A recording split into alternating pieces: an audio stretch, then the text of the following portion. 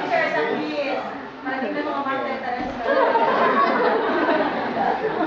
So I am very happy that the Committee on Peace Education in our school spearheaded this activity. So I am congratulating the committee spearheaded by the chair, Ms. Laila Matigon, the member, Mrs. Edwin Casino, Ms.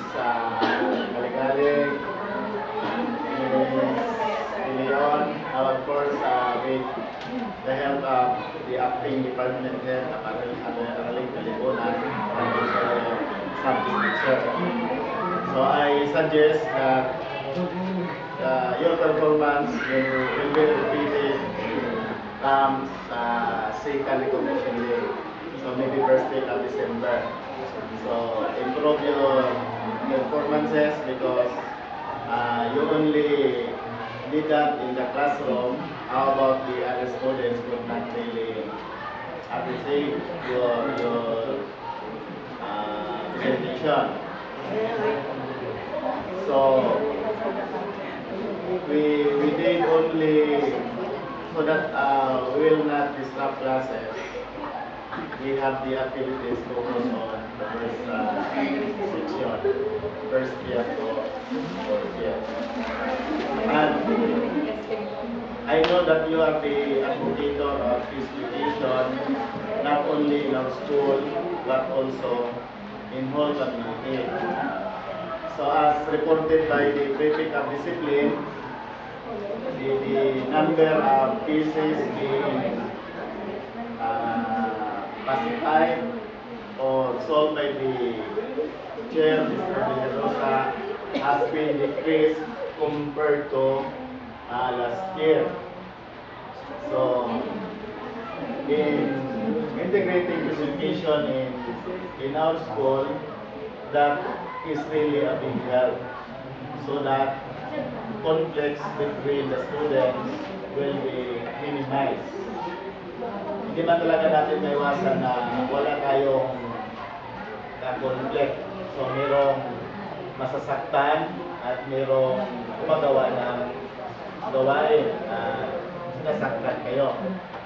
So, both nasaktan at sinasaktan, kung hindi siya makahingi ng patawad, parang dinadala niya yung bigat sa kanyang kalooban. Naranasan ba niya yan? Naranasan niya yan kasi tayo ay human being. So, yung naman isa na gustong maghingi ng patawad tapos hindi niya bigyan pansin yung kanyang sinasabi. So, masakit din sa inyong kalooban. So, hopefully, yung mga minor na infraction, so hindi natin bigyan ng pansin na malapihin, magkakatid, nag-aaway, mga klase mag-aaway. Talagang ang panahon na hindi sila mag-aaway dahil lang sa estudyante at mag-aaway din ang mga magulang sa kunting ignorance. So, kayo alam ko na lahat dito ay officialis ng student na body organization. So, kayo ang mamuna sa paglutas ng mga suliranin, conflict between the students.